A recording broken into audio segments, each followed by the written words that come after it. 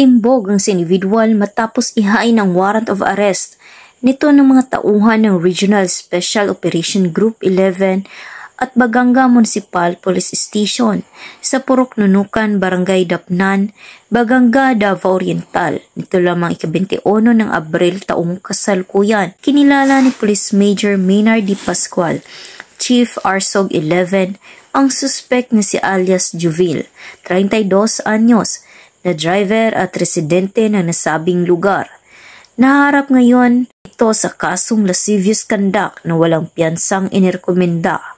Ang operasyong ito ay konkretong halimbawa ng patuloy na pagsisikap ng Police Regional Office 11 na maaresto at mapanagot ang lahat ng lumalabag sa batas. Kabilang narito ang mga individual at organisasyon na sangkot sa iligal na kalakalan ng droga, karahasan at iba pang uri ng krimen.